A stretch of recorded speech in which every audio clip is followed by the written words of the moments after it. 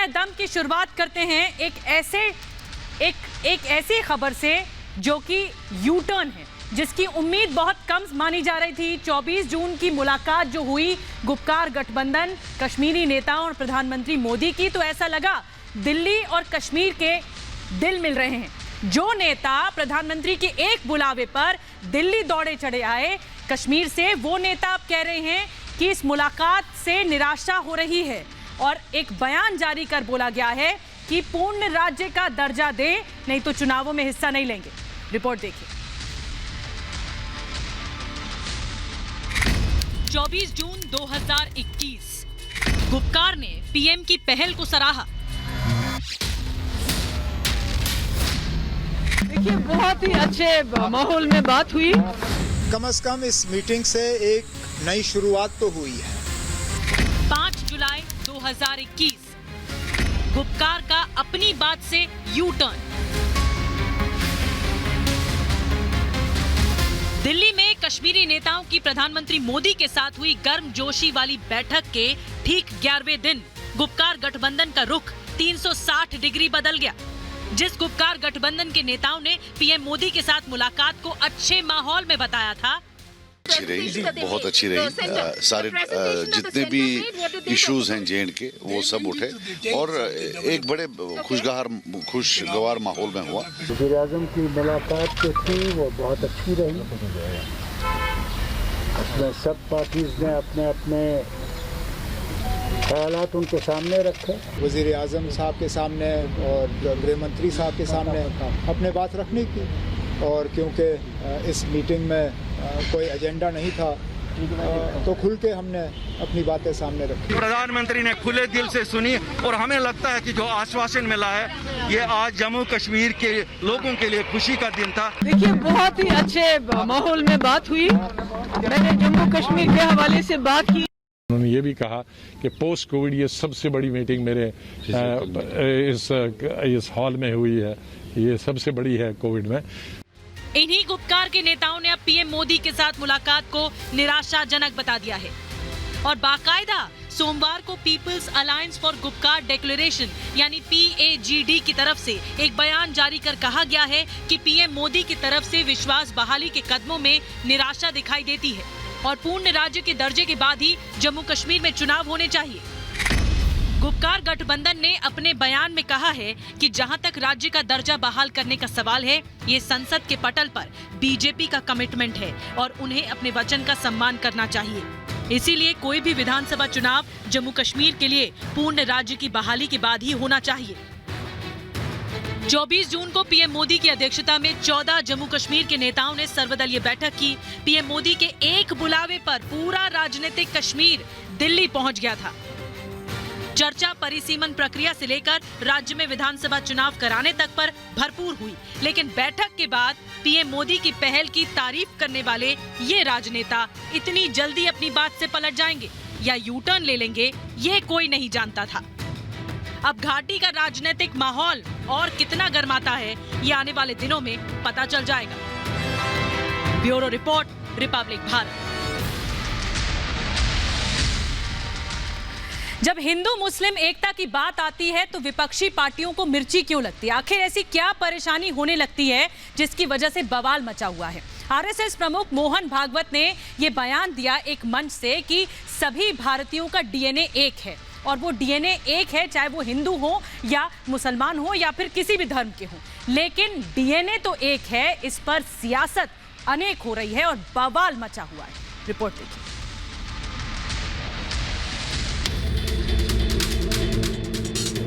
हम भारत के सब लोगों का डीएनए, सब लोगों का निरपवाह डीएनए समान है। कौन सी दुनिया में मोहन भागवत हैं?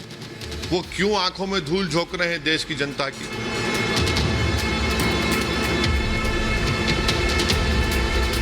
जब बात एकता की आती है, सर्वधर्म संभाव की आती है, तो विपक्षियों को मिर्ची क्यों लग जाती है?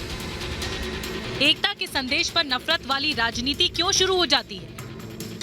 पिछले 2 दिनों से विपक्षी पार्टियों के पेट में कुछ ऐसा दर्द हुआ है। संघ प्रमुख मोहन भागवत ने एक कार्यक्रम में संदेश दिया कि हम सबका डीएनए एक है।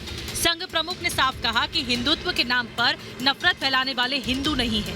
जो ये कहता है कि मुस्लिम यहाँ नहीं रह सकते, वो हिंदू नहीं है। 1000 साल पूर्व से हम भारत के सब लोगों का डीएनए, सब लोगों का निरपवाह डीएनए समान है कि अगर हिंदू कहते कि यहाँ एक भी मुसलमान नहीं रहना चाहिए तो हिंदू हिंदू नहीं रहेगा। उन्होंने उन लोगों को सीधे सीधे आड़े हाथों लिया जो लिंचिंग के नाम पर हत्या कर देते हैं। गौ माता पूज्य है, लेकिन लिंचिंग करने वाले ये हिंदुत्व के खिलाफ जा रहे हैं, वो आतताई है। भागवत देश में एकता की बात कर रहे थे, लेकिन विपक्ष को ये कैसे हजम होता? तुरंत एजेंडा चालू कर दिया। AIMIM अध्यक्ष असदुद्दीन ओवैसी तो जैसे बौखला ही गए, तुरंत रटे रटाए आरोप लगाने शुरू कर दिए। लिंचिंग का जिम्मेदार कौन है? क्या आरएसएस इस बात को मानने को अभी भी तैयार नहीं है कि उनकी हिंदुत्व की आइडियोलॉजी की वजह से मेजॉरिटी कम्युनिटी में ये जो लोग कर रहे हैं वो रेडिकलाइज हो चुके हैं? मैं इन तमाम चीजों को मोहन भागवत की सिर्फ लिप सर्विस मानता हूं। बीएसपी अध्यक्ष मायावती ने भी राजनीतिक बयानबाजी शुरू कर दी। आरएसएस प्रमुख का कल दिया गया ताजा बयान वास्तव में लोगों को न केवल अविश्वसनीय लगता है बल्कि मुंह में राम बगल में छुरी ही ज्यादा लगता है। अपने आप को मुस्लिमों के रहनुमा बताने वाले दलों की बात से खुद मुस्लिम ही इत्तेफाक नहीं रखते। वो इन धर्म की राजनीति करने वालों पर सीधे सीधे सवाल उठाते हैं। काम को जो उन्होंने दिया है, मुझे लगता है कि आज भारत को इसी की ऐसे संदेश की, ऐसे बात की आवश्यकता थी। तो मैं समझता हूं कि आज उन्होंने उस बात को, वसुदेव कुटुंबकम की बात को पूरा किया है। विपक्षी पार्टियां हमेशा ये कहती रहती हैं कि धर्म देखकर फैसले लिए जाते हैं। वो कभी कानून का हवाला देती हैं तो कभी फर्जी खबरों पर बिना सच्चाई जाने तूल देती रहती हैं। ऐसा ही कुछ हुआ था गाजियाबाद में बुजुर्ग से मारपीट के मामले में, जिसे पहले धार्मिक रंग दिया गया था, लेकिन बाद में मामला कुछ और ही निकला। तो स्वाभाविक रूप से पहले नजरिए अलग अलग होते थे। यानी हिंदू का अपराध है तो अपराध मान्य होता था, लेकिन अगर कोई दूसरा समुदाय है तो उसका अपराध हमेशा माफ होता था। मोहन भागवत के बयानों पर सियासी बयानबाजी का दौर शुरू हो चुका है, लेकिन सवाल ये है कि बात तो एकता की हो रही थी, फिर विपक्ष को दिक्कत आखिर क्यों होने लगी? Bureau report, Republic Bharat. और अब महाविवाद कथा। महाराष्ट्र विधानसभा में आरक्षण के मुद्दे पर रण छिड़ा हुआ है और इसी वजह से घमासान ऐसा मचा कि 12 बीजेपी विधायकों को निलंबित किया गया है। उन पर आरोप लगाए गए हैं और साथ ही साथ अब बीजेपी विधायकों ने अपने निलंबन के खिलाफ कार्रवाई की मांग की है।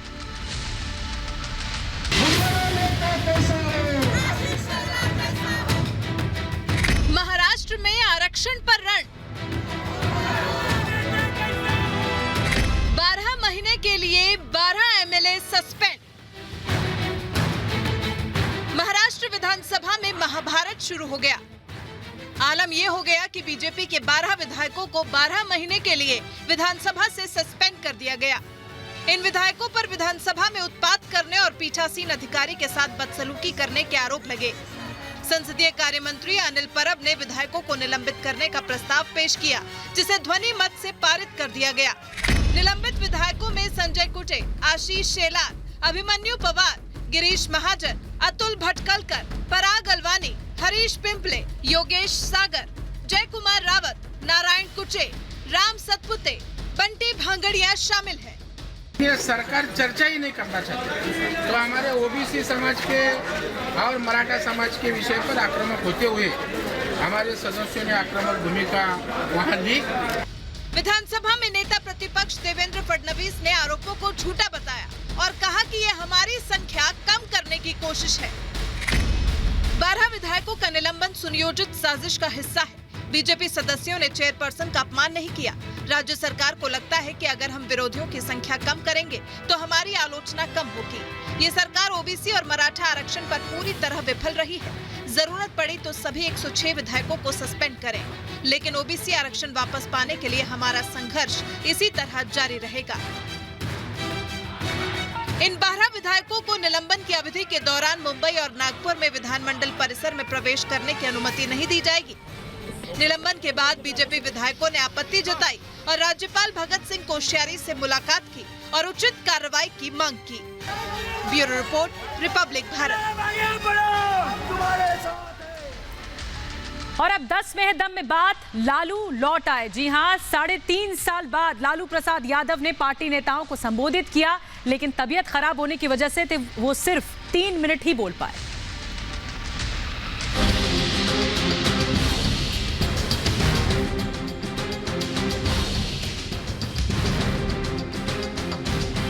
ठाकुर तेरे अरमानों को दिल्ली तक पहुंचाएंगे और मुझे खुशी है कि उनका जो अरमान था उस अरमान को हम लोग बहुत हद तक पूरा किया है, कर रहे हैं, संघर्ष कर रहे हैं। ये तस्वीरें बिल्कुल नई हैं। आरजेडी सुप्रीमो लालू प्रसाद यादव भी बदले से नजर आ रहे हैं। आवाज पहले जैसी दमदार भले ही न हो, लेकिन लालू यादव का अंदाज पुराना ही है। भले ही तबीयत साथ नहीं दे रही हो, लेकिन लालू यादव का हौसला बुलंद है। राष्ट्रीय जनता दल का भविष्य बहुत उज्जवल है। आज करीब 3.5 साल के बाद एक बार फिर RJD supremo Lalu Prasad Yadav party नेताओं के साथ मुलाकात करते हुए नजर आए। भले ही मुलाकात वर्चुअल थी, लेकिन आरजेडी और लालू यादव के लिए बेहद खास थी, क्योंकि मौका था लालू की बनाई पार्टी आरजेडी के सिल्वर जुबली यानी 25 साल पूरा होने का। चारा घोटाला में सजा और फिर स्वास्थ्य कारणों की वजह से लालू इन 3.5 सालों में पार्टी से दूर ही रहे। पार्टी के लोगों को लालू की वापसी का इंतजार था। लालू यादव की कोशिश थी कि वो पहले की तरह पूरे जोश के साथ आरजेडी नेताओं से मुखातिब हो, लेकिन तबीयत लालू का साथ नहीं दे रही थी। उनकी आवाज भारी लगती रही और सांस भी फूलती रही। कई बार बोलते बोलते रुक रहे थे। जिस अंदाज में लालू पहले बोला करते थे, उस अंदाज में बोल नहीं पा रहे थे। लेकिन लालू यादव का हौसला पहले जैसा ही एकदम जोश से भरपूर था। और अब एक राहत वाली खबर, कोरोना का टीका अब जानवरों के लिए भी आ गया है, यानी चिड़ियाघर में वैक्सीनेशन शुरू हो गया है।